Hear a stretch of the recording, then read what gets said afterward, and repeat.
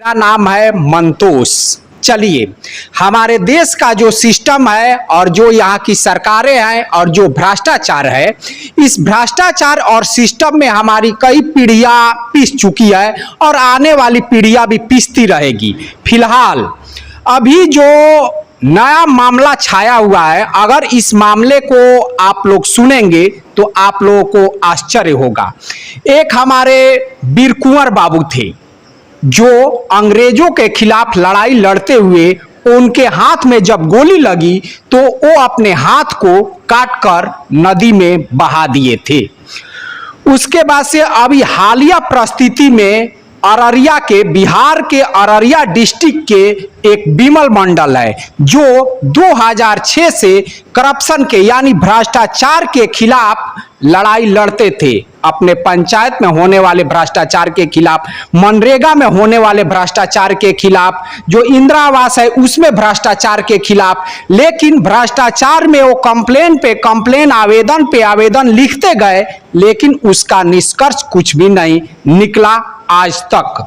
अभी हाल में 2 अक्टूबर को उन्होंने जिस हाथ से कंप्लेन को लिखा करते थे उसी हाथ को वो अपने ही हाथों से काट डाले। ये बातें सुनकर आप कहीं ना कहीं हैरत में पड़ जाएंगे कि ये कैसे हो सका है, लेकिन ये बात 16 आने सच है और ये बात जो है प्रिंट मीडिया में भी आया हुआ है और जो सोशल मीडिया से अगर आप लोग जुड़े हुए हैं तो भी आप लोग देखे होंगे।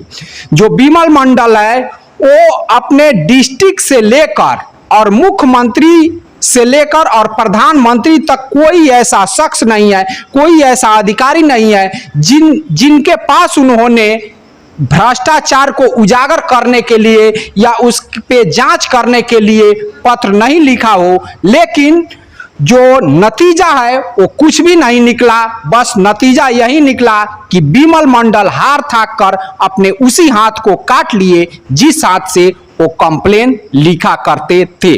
ये है हमारे यहाँ की सरकार, हमारे यहाँ का सिस्टम और हमारे यहाँ का भ्रष्टाचार। आप जहाँ भी रहते होंगे आपको हर रोज भ्रष्टाचार से किसी भी सरकारी महकमा में अगर आपको काम पड़ जाए तो बिना घूस दिए काम नहीं होता है।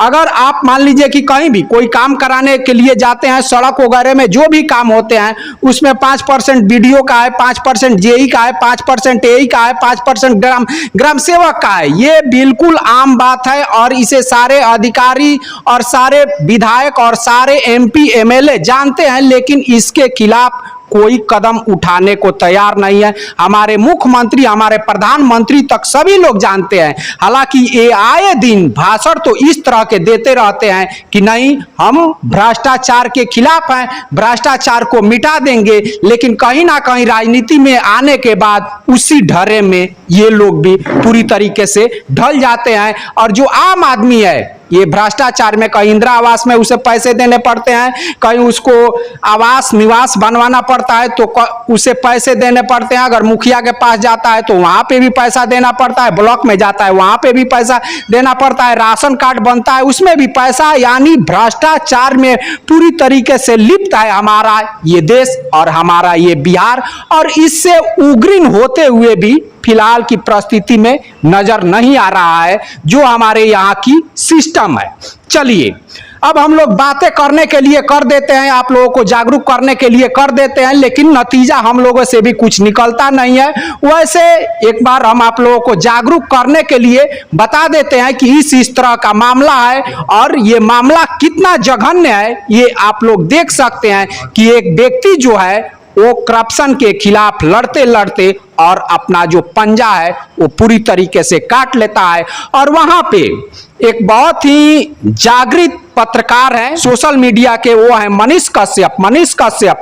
अररिया में जाकर कम से कम 2 दिन रहे, वहां पे बहुत से लोग जुटे, लेकिन बड़ा न्यूज चैनल वाला इस खबर को कहीं ना कहीं दरकिनार कर रखा है और जो भी सरकारी अधिकारी है वो भी पूरी तरीके से दरकिनार कर रखे हैं। और एक हम वीडियो देख रहे थे जिसमें मनीष कश्यप जो है वो बिमल मंडल का इंटरव्यू भी ले रहे थे और इंटरव्यू में वही सब बातें बिमल मंडल कह रहे थे कि भ्रष्टाचार के खिलाफ लड़ाई लड़ते लड़ते हमें कुछ नहीं मिला तो हम अपने ही हाथों को काट लिए। हालांकि ये कहीं ना कहीं गलत है और विमल मंडल भी इसे गलत मानते हैं।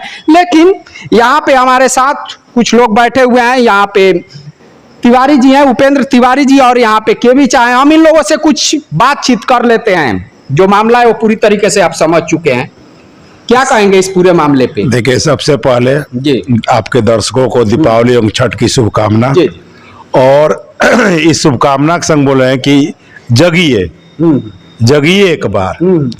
विमल मंडल की जो घटना है, उन्होंने जो किया, बहुत से लोग इसको बेवकूफ समझेंगे। जो समाज का सोच है, सिरफिरा पागल कहेंगे, सिरफिरा पागल या बेवकूफ। इतिहास गवाह है कि सिरफिरा और पागल लोग ही इतिहास भी रचते हैं। ये भी तो एक सच्चाई है। उनका जो दर्द है जी, वो दर्द बहुत से लोगों को नहीं दिखाई देगा। आज भ्रष्टाचार हमारे समाज को लगातार खाते जा रहा है, घून से भी ज्यादा बदतर हो गया, मतलब अब दिखाई देने लगा है। इसके बावजूद भी कोई भी सरकार हो इस पर पहल करने के लिए तैयार नहीं है, कोई भी नेता हो, क्योंकि वो खुद उसमें लिप्त है, खुद कमीशन लेते हैं। तो क्या हो, देखिए आज जो भ्रष्टाचार है वो ऊपर से निहित है और ऊपर से आता है। विमल मंडल जी के जज्बा को मैं सलाम करता हूं कि उन्होंने एक आदर्श प्रस्तुत करने की कोशिश की। इसका रिजल्ट क्या होगा मुझे नहीं मालूम, लेकिन उन्होंने किया और समाज के लोगों को इस तरह के दीवानगी को बेवकूफ ना समझे और जगह, क्योंकि ये हर घर की कहानी है, ये घर घर की कहानी है, चाहे वो शिक्षा, स्वास्थ्य या जिस भी क्षेत्र में जाइए सब में। और हमने भी बरौली में लगातार भ्रष्टाचार के खिलाफ मुहिम चला रखी है। मालूम नहीं इसका असर कितना है, लेकिन उनके रूप को देखकर आज डर सा लगने लगता है कि एक आदमी इतना बड़ा कदम उठा दे और इसके बावजूद प्रधानमंत्री से लेकर मुख्यमंत्री तक कोई भी कदम नहीं।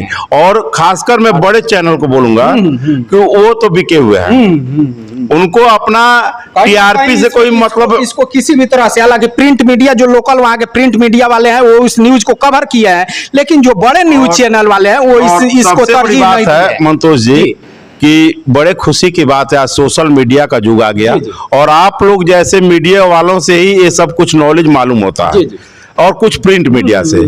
बड़े जो एंकर हैं या ये हैं, इनके पास टाइम कहाँ है भ्रष्टाचार पर, कि वो खुद भ्रष्टाचार में लिप्त है, वो खुद पैसा लेकर एंकरिंग करते हैं। आज वो पत्रकारिता भूल गए हैं। तो इसलिए समाज के लोगों को जागृत होना होगा, ऐसे एंकरों को सामने लाकर और समाज के परिदृश्य को बदलना होगा, सोच को बदलना होगा, नहीं तो ये लगातार चलेगा और चलता ही रहेगा। इसी में हमारा समाज और देश पूरी तरीके से पीस कर रह जाएगा। और मैं हाथ जोड़ के इस दीपावली छठ में 2022 में निवेदन करूंगा कि एक बार जगिए और जहां तक आपकी पहुंच है, आपके नेटवर्क की पहुंच है, मैं उन सभी लोगों से करूंगा कि अगर कोई समाज में भ्रष्टाचार के खिलाफ लड़ता है तो कंधे से कंधा मिलाकर उसका साथ दीजिए। बिल्कुल बिल्कुल, कहीं ना कहीं आप पीछे मत हटिए। ये मत सोचिए कि इनके साथ हुआ है तो कल आपकी बारी आएगी। घर घर में कहानी, घर घर में कहानी है। और करप्शन तो ऐसा है कि वो मान लीजिए कि जो भी सरकारी महकमा है उसमें पूरी तरीके से लिप्त है।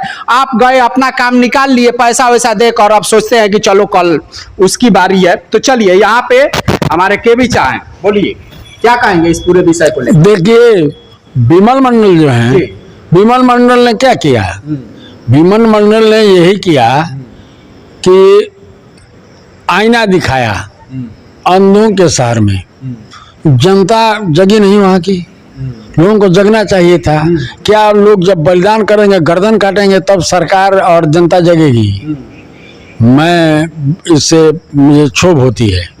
इसलिए क्षोभ होती है कि भारत के प्रधानमंत्री को कहते हैं नहीं कहते हैं कि न खाएंगे न खाने देंगे, और उसने कहा कि खा रहे हैं, तो उन्होंने उसकी जांच क्यों नहीं कराई? मुख्यमंत्री जी कहते हैं कि करप्शन के विरुद्ध हमारा 0 टॉलरेंस है। कहाँ गया टॉलरेंस? मान लीजिए कि उन्होंने आक्रोश में अपना अभी हाथ चढ़ाया है, कल क्या लोग गर्दन चढ़ाएंगे तब ये लोग सुनेंगे? ऐसा लगता है कि समाज और सरकार में आज संवेदना कुंद हो गई है। बिल्कुल बिल्कुल, करुणा का जो स्रोत है वो सूख गया है। ये बहुत चिंताजनक स्थिति है। और इस स्थिति में अब वो लोग चाहते हैं कि लोग अपना अपना बलिदान करें, अपना गर्दन काटें।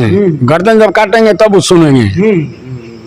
इसलिए जागो फिर एक बार, नौजवान लोगों को जगना पड़ेगा। जी चलिए, हम कहीं ना कहीं किसी न किसी पार्टी को लेकर उछल कूद करते रहते हैं कि हम राजद हैं, हम भाजपा हैं, हम कांग्रेस हैं, लेकिन अगर इन्हीं में से किसी पार्टी के नेता को बोल दिया जाए कि हमारे साथ ऐसा करप्शन हुआ है, भ्रष्टाचार हुआ है, आप चलिए धरना पे बैठिए, तो एक भी नेता आपको नहीं मिलेगा, एक भी विधायक आपको नहीं मिलेगा, एक भी एमपी नहीं मिलेगा। केवल हम लोग उछल कूद करते रहते हैं। अपने हक की लड़ाई हम कतई नहीं लड़ते हैं। अगर हम कहीं लड़ते हैं तो नेताओं के हक की लड़ाई लड़ते हैं। तो नेताओं की हक की अगर लड़ाई लड़ेंगे तो वो तो अपना हक साधते ही रहते हैं हमेशा। तो इस तरह से है यहाँ का खेल। हमें सबसे ज्यादा क्षोभ इस बात का है कि इतना कुछ विमल मंडल पे होने के बावजूद भी अभी तक कोई एजेंसी वहां पे जांच करने के लिए नहीं गई, कोई भ्रष्टाचार का वहां पे जांच करने के लिए नहीं गया। और कल तक हो सकता है कि कोई जाए या नहीं जाए, अब इसकी भी कोई गारंटी नहीं है। लेकिन यहाँ पे जो सरकार है जो कहती है कि हम भ्रष्टाचार को मिटा देंगे, पूरी तरीके से मिटा देंगे, जबकि हकीकत ये है कि जो सरकारें हैं वही भ्रष्टाचार में लिप्त हैं। जो हमारे मोदी जी हैं वो कहते हैं कि न खाएंगे न खाने देंगे, तो लेकिन इन सब से तो ऐसा प्रतीत नहीं होता है। लगता है कि वो खाते भी हैं और खिलाते भी हैं, इसी तरह का लग रहा है। और जो हमारे नीतीश जी हैं ये भी कहते हैं कि जीरो टॉलरेंस है हमारे यहाँ, करप्शन से कोई समझौता नहीं है। भाई समझौता नहीं है तो आप कोई भी जब सड़क बनता है, चाहे वो मुखिया द्वारा बने या एमएलए द्वारा बने, तो उसमें सब में देखिए कि जेई को उसमें परसेंटेज आता है, एई को परसेंटेज आता है, एसडीओ को परसेंटेज आता है, बीडीओ को परसेंटेज आता है। आप अपने जरा एमएलए से तो कम से कम पूछिए कि भाई किसको किसको कमीशन देते हैं। उसके बाद से जो ठेकेदार है उसमें कमाता है और 50% में काम हो जाता है, तो काम कितना हो पाएगा? ये तो सोचने वाली ना बात है। ये खबर आप लोगों को लगता ही नहीं है। व्यक्तिगत राय है, व्यक्तिगत, ये मेरा व्यक्तिगत है कि प्रशांत किशोर जी का कहीं ना कहीं सोच जो है जी, वो ठीक है कि वोट हम दें तो अपने लिए, अपने अधिकार के लिए, और समाज से चिन्हित करके उन लोगों को निकाला जाए, क्योंकि ये विरासत हो गया है कि 70 सालों में लोगों के अंदर ये अहंकार भर गया है कि हम नेता होंगे तो हमारा बेटा नेता होगा, चाहे हमारा कोई नेता होगा, हमारे इर्द गिर्द में समाज घूमता रहेगा। इसलिए प्रशांत किशोर जी का सोच हमें सही लगता है। चलिए, कहीं ना कहीं इस भ्रष्टाचार से मुक्ति पाने के लिए हम सभी को जगना पड़ेगा। और कहीं भी अगर आपको भ्रष्टाचार दिखाई देता है तो उसके खिलाफ आपको खड़ा होकर लड़ना पड़ेगा, तब कहीं ना कहीं हम जाकर भ्रष्टाचार से मुक्त हो पाएंगे। आपका विचार इसमें क्या है? आप लोग कमेंट बॉक्स में कमेंट करके हमें जरूर बताइएगा।